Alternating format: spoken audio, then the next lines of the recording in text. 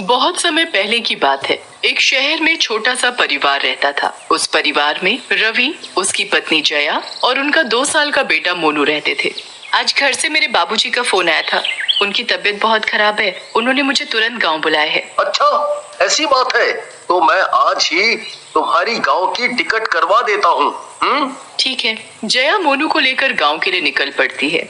जब वो अपने घर पहुंचती है तो देखती है कि उसके बाबूजी बहुत ही बीमार हैं और बिस्तर पर लेटे हुए हैं। बाबूजी, मैं आ गई। अच्छा हुआ बेटी जो तू आ गई। मैं कब से तेरा ही इंतजार कर रहा था। मैं अब आ गई हूँ ना, तो अब आप पहले जल्दी से ठीक हो जाओ। जया के बाबूजी धीरे धीरे ठीक होने लगते हैं। वो मोनू को जान से भी ज्यादा प्यार करते हैं और दिन भर बस मोनू ही मोनू करते रहते हैं। बेचारे बाबूजी यहाँ अकेले कैसे रह पाते हैं, तो पता नहीं वो कैसे मोनू को वापस जाने देंगे। उनको तो हर वक्त मोनू ही चाहिए। जया अपने बाबूजी का अपने बेटे के प्रति प्यार देखकर खुश भी होती है और उसे अब चिंता भी होने लगती है। पर बाबूजी तो मोनू के साथ बड़े ही खुश होते हैं। वो पूरा दिन बस उसी के साथ खेलते हैं और उसी के साथ ही खाना खाते हैं। मोनू भी अपने नाना को अब अच्छे से पहचानने लगता है और उसे भी अपने नाना के साथ रहना अब बहुत अच्छा लगता है। एक दिन जब सब लोग खाना खा रहे होते हैं तो जया अपने बाबूजी से बोलती है, बाबूजी, वो मैं बोल रही थी कि अब हमें यहाँ काफी दिन हो गए, आप भी अब बिल्कुल ठीक हो और मोनू के पापा भी वहाँ अकेले हैं, तो अब हमें वापस शहर चले जाना चाहिए। हाँ बेटी, बात तो तुम सही बोल रही हो, पर समझ नहीं आ रहा कि मैं मोनू के बिना अब कैसे रह पाऊंगा। तेरी माँ के जाने के बाद बिल्कुल अकेला हो गया हूँ। अब मोनू के साथ रहकर इतनी खुशी मिलती है कि मैं बता नहीं सकता, पर क्या कर सकता हूँ। आप परेशान न हो बाबूजी, आप हमारे साथ ही क्यों नहीं रह लेते? नहीं बेटी, हम लोगों के लिए तो बेटी के घर का पानी भी पीना पाप है और तुम वहीं रहने की बात कर रही हो। ओहो बाबूजी, आप भी ना कैसी बातें कर रहे हो। आजकल ये सब कोई नहीं मानता। तुम ये सब गांव की बातें नहीं समझोगी। खैर, कब जाना है तुम्हें वापस? मैं भी तुम्हें शहर छोड़ने चलूंगा।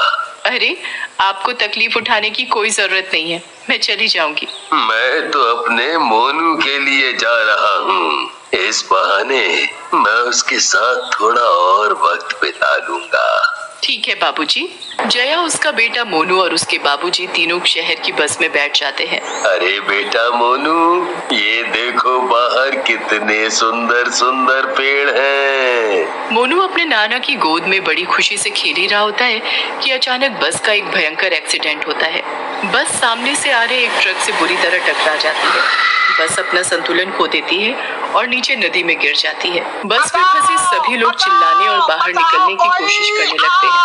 जया तो उसी वक्त पानी में डूब जाती है, पर मोनू के नाना मोनू को ढूंढने के लिए हाथ पैर मारने लगते हैं।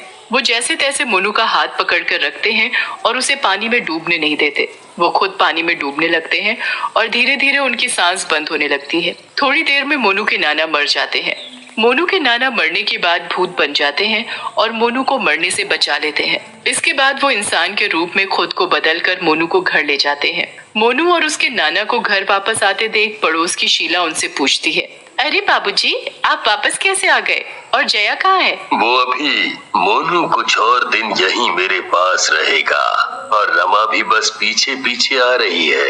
अच्छा, चलो ठीक है। नाना जी मोनू को जल्दी से घर के अंदर ले जाकर दरवाजा अंदर से बंद कर देते हैं और वापस अपने भूतिया रूप में आ जाते हैं। अपने नाना का ऐसा रूप देखकर भी मोनू बड़ा खुशी से उनके साथ खेल रहा होता है, जैसे उसे उनसे कोई डर ही नहीं है।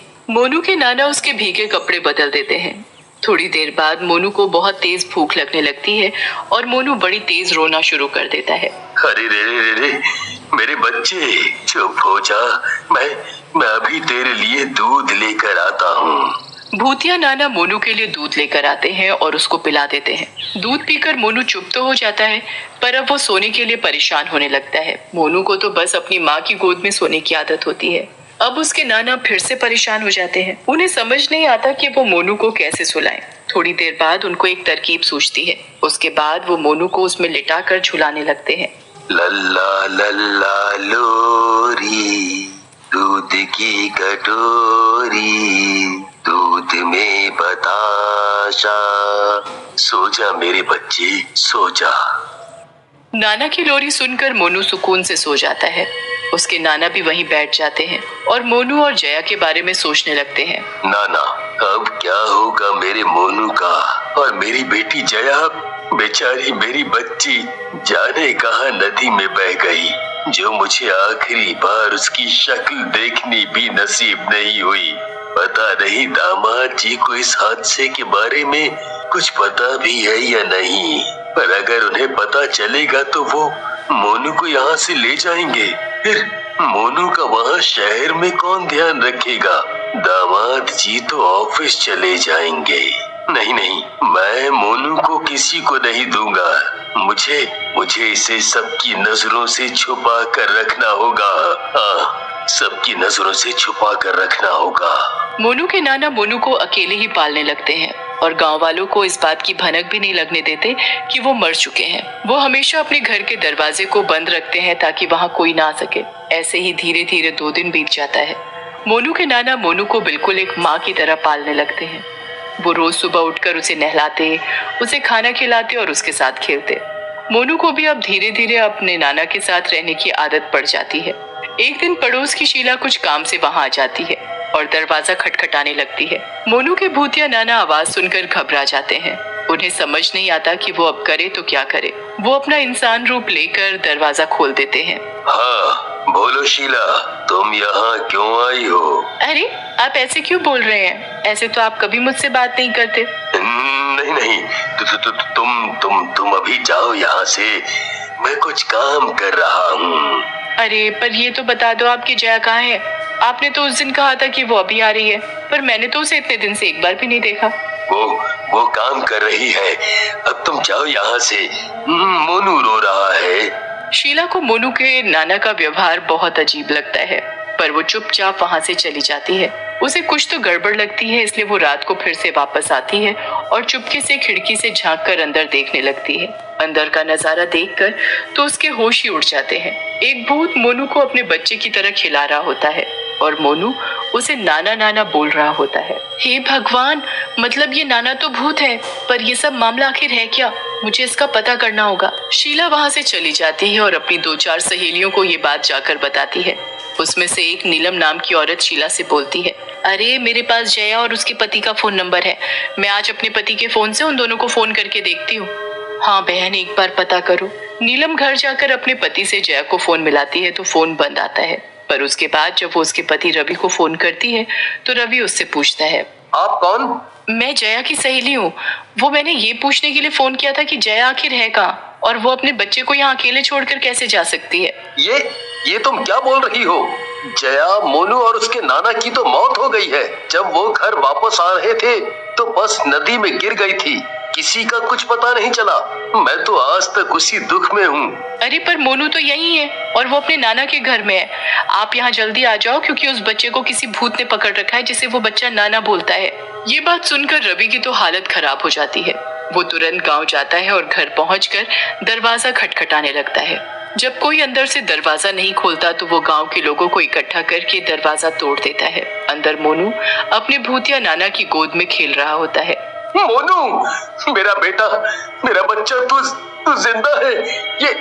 ये तुमने मेरे बच्चे को यहाँ क्यों कैद किया हुआ है? कौन हो तुम? नाना बेटा, तुम इस भूत को नाना क्यों बोल रहे हो? क्योंकि मैं इसका नाना हूँ। उस दिन हादसे में सब मर गए, पर मेरी आत्मा मरने के बाद भी मोनू को बचाने आ गई। मैंने मोनू को बचाया और यहाँ ले आया। आपने मोनू को सबसे छुपा कर क्यों रखा? मेरा मोनू ही मेरे जीने का एक सहारा था। मैं किसी पर भरोसा नहीं करता, इसलिए मैंने ऐसा किया। मोनू के भूतिया नाना मोनू को रवि के पास नहीं सौंपना चाहते थे। पापा, पापा।